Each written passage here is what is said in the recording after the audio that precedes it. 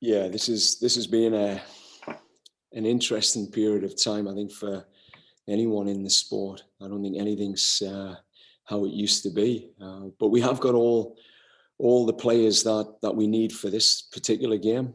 A couple of players that were unavailable, either through injury or some strict quarantine reasons. Jonathan David being one. Obviously, with the French quarantine rules, it made it very difficult to get the player back. And realistically, FIFA had mandated a 5-day maximum quarantine, and the French sit on a 7-day quarantine ruling. So that was a bit tricky, and I know Jonathan's gutted, but we'll see him later in the piece, hopefully, when some of these restrictions lift. And then Jonathan Osorio, that was a real tough one on Sunday. He picked up a slight injury in his last training session before leaving for camp. So yeah, he was a very late dropout, which brought Jaden Nelson into the fold on late notice. So they're probably the two that we'd penciled in for this camp that we really tried hard to get. And obviously with Jonathan, it was just a stroke of bad luck. And in terms of the realities, the realities, I have to say, with Canada Soccer, it's been a real team effort. If anyone was to understand the sort of processes to understand the quarantine rules, to even bring players in to the USA and find national interest exemptions and working with embassies in every one of the countries that these players came from, then working with the federations and the clubs to, ensure that they were confident in our protocols and they were confident that their players would be safe. And then underneath all of that, it's the players, being able to help them understand they're going to travel across the world. And you got to really empathize and I take my hat off to these guys. They have families back home that are probably questioning their decisions to come halfway around the world at this time in their careers. And it just speaks volumes to, I think, one, the brotherhood and what they've created here and wanting to be part of something. And two, how serious they're taking this World Cup qualification campaign. So, massive respect to not only the staff at Canada Soccer for the work they've put in to bring these guys in, but also, to the players themselves. I mean, just tremendous commitment to represent their country. Yeah, the energy level's crazy. I mean, I'm trying to curb the guys a little bit. I mean, they're just so happy to be back. You don't realize, the friendship groups that we have here, and even the guys that have come in, Ricardo Ferreira, they just can't believe how professional the environment is, but two, just how nice the people are, how welcoming, the spirit in the group. So yeah, people are happy to be back. And at the same time, like I say, you've also got to remind the group they're on death ground. And that's a reality check. We're here to, again, embrace every time that experience of being together with good players with the right intentions. But the reality check that every game is a difference maker, and that there's a time to really focus in and make sure that there's real tactical cohesion going into this first match, having been away for 16 months. But also there's that chemistry and connection between the guys that we know bodies will be put on the line in every moment. Because with this game against Bermuda, what we know is they will bring a level of intensity. And the first thing we have to match is that intensity. And part of the excitement, we know there's friendship there, but that now has to move to that next level where people are willing to sacrifice for each other in this match. So great energy. The guys are loving being back. The staff are loving being back on the field again. We've had no COVID negative tests on the entry, which is fantastic. People have done a great job individually and collectively, and the team are primed to go. I wanted to ask about Atiba because he's back in the team after a lengthy absence. Can you just sort of, I thought you might like that one. Can you just sort of give your rationale about his inclusion, please? Look, every camp we have the conversation. Every couple of weeks, we were in touch with each other. He's just one of those guys that you always want to have part of your group. If you've ever worked with him, you realize he's got that Christine Sinclair-like presence. He's just one of those quiet, unassuming leaders, but you know when he's there and you know when he's not there. And I think he just brings a level of experience, a bit of an aura around his presence that young players look up to, but even the senior vets. And I think that's what's special with Atiba. He's got so much respect among those veterans like Junior Hoylett and Milan Bojan, Stephen Vittoria, that he gives them someone to look up to. So for us, his presence is everything, but he's not one of those guys you bring into the environment because of his leadership abilities. You're bringing him in because he's on absolute fire in his club environment. And whenever you speak to him, John, it's the same answer to the question. If my body's good, I'll be in, John. I'm committed. I want to see this country move to the next level. I like what you've created here. I love the talent that's in the system. He wants to be part of it. But at times when these international windows come up, his body just isn't ready and he has to go into that sort of 2-week recovery mode to get him through his season. So, for him to come in, given that he's fighting to win a cup, fighting to win a championship, it just tells you, how important he sees his role within this team, but more importantly, the opportunity that sits in front of him and this country. No, the red card didn't. We were able to secure national interest exemptions for a lot of these European players. So like I said, it's been a huge process.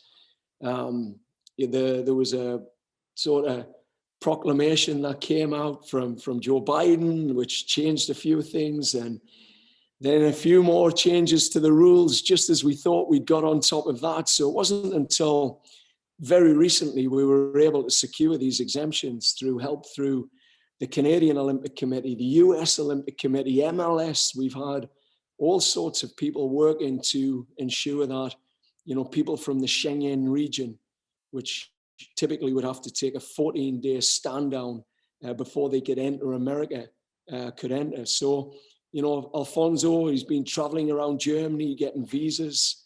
I mean, he's put in a shift to be here. So that red card, I didn't think it was a red card, to be fair. He didn't mean it, bless him. But that had nothing to do with it. That kid's mind's been pretty clear. And as an organization, we never want to take a field with an MNT team without Alphonso Davies in it. So, and if you look at him, listed as a forward, that's the role he'll be playing in this environment. But as I said, he has that flexibility. So, in-game changes very quickly. He could start at fullback and, end up in a wide forward position.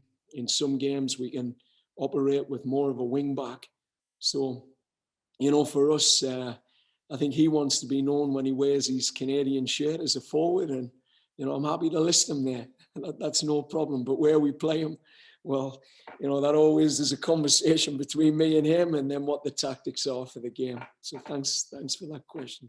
If you look at our reality, we've got 2 days to prepare a team. This is like new ground for, I think, a national team that hasn't been together for 16 months, 2 days to prepare. So it's part of the analysis coming in and preparing the team. We've had to be a bit more pragmatic and look at, what club habits and where they've been effective for their club. So, you think back to that USA game, the 2-0 win in October. We had I think 9 training sessions. It was like 8-day building to one match.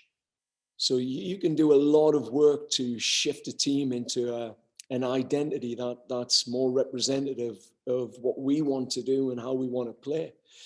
But on sort of 3-day turnarounds with 2 real training sessions, that's all we're getting. And, Kyle's only participating in one of them, having only got in last night. You've got to really try and build it around, what he's doing at club and to use what his club habits will be, knowing that when the game kicks off with only 1 training session, he's going to revert back to his type.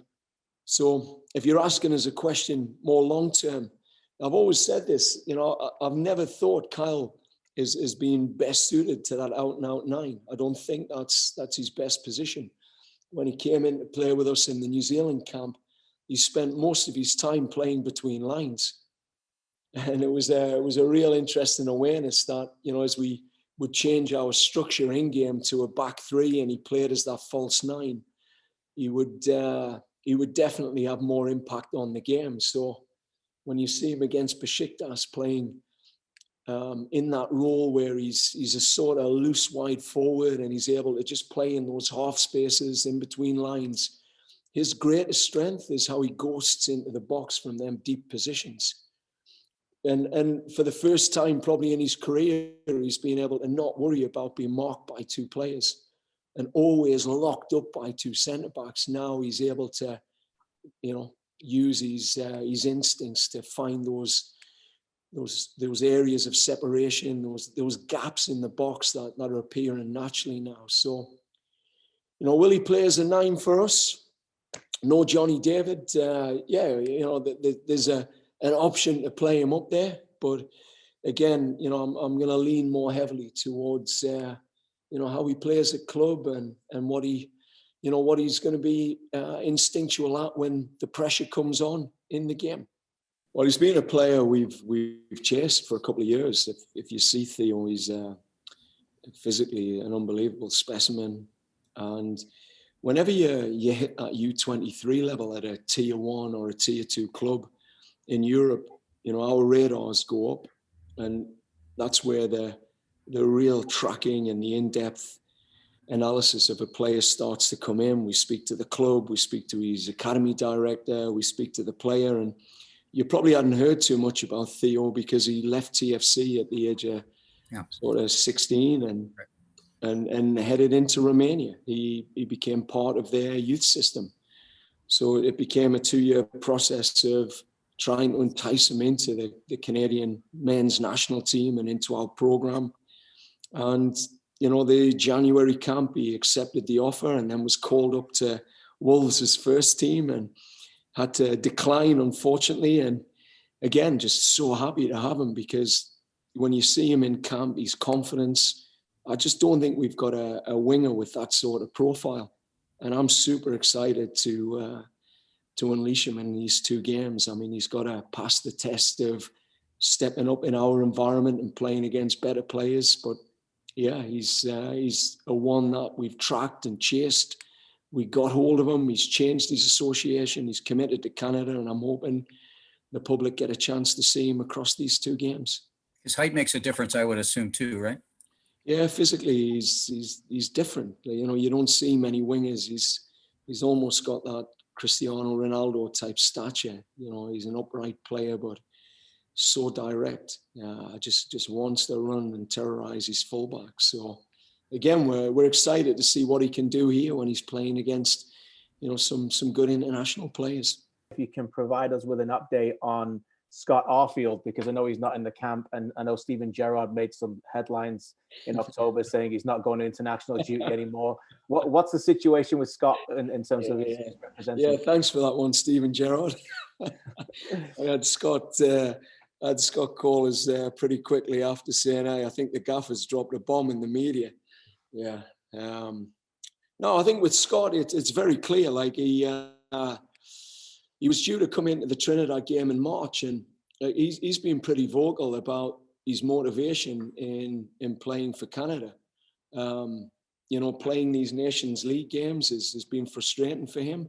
You know, playing a lot of games against sort of, in his mind, and he's not being arrogant in any way, but I think in national team career, typically you would have friendly games in Europe. You would be able to play like Jamaica is, or the US. You'd be at Northern Ireland or play in Holland or Belgium. And that's part of the growth of an international player. Every game for 2 years was against a team you're beating 5-6-0. And then you get to a Gold Cup and you get 1 game against a Mexico. And I just think it's in people's minds, you've got to think of the motivation of these guys that have got to get on 13-hour flights. They've got to leave their families behind. COVID hits. and there's new realities there. And this guy is competing for a Scottish championship. He was competing in Europa League. He'd started picking up niggles, and one of his first injuries in his career was picked up, a little calf issue, because he'd come off the back of Europa League, came into our camp and picked up a little calf on international tour with us, playing against Dominica. So you can see there's a lot of factors that come into decisions with Scott. The one thing he's been very clear on is he's open-minded. He said this year, I'm committed to winning the title with Rangers. We want to have a good push in the Europa League. And I think if they'd won the title 3 weeks earlier, I think the earliest they could have won it was like March the 6th. And we were like, fingers crossed, it was going to happen even earlier if Celtic had dropped points, and then it was a different conversation. But I'm being very clear with Scott. He knows, like, you don't pick and choose at international level. The message that sends to players isn't great, but there are some pretty clear circumstances around him, and I don't think anyone questions his commitment, because he's turned up for USVI, he's turned up for Dominica, he turned up to 2 Gold Cups in a row. So I think when the time's right and his mind's right and his body's right, similar to Atiba, we'll see him pull that red shirt on again. And you still have Eustáquio available, who's had a marvelous season. What have you liked about him? Well, I think the thing is with Scott, if Scott's not coming in, then you really are turning the screws on Atiba. And if Atiba's not coming in, you're turning the screws on Scott. Because we do have a really good midfield here. We've got David Wotherspoon, who's just won a Scottish championship, title, Scottish Cup. Who's a very good player and fits our profile, what we look for in that midfield. So, hopefully this camp will give him a chance. But obviously Stefan is a player that's really accelerated since he's come back from his injury. I'm really happy we were able to take him from Portugal, because I think his stock is on the rise. I think his international career will help raise that stock. And my assumption is he'll be on a big move in the summer. And we'll see him moving to a level now where he's going to bring another sort of layer and performance level to this Canadian team.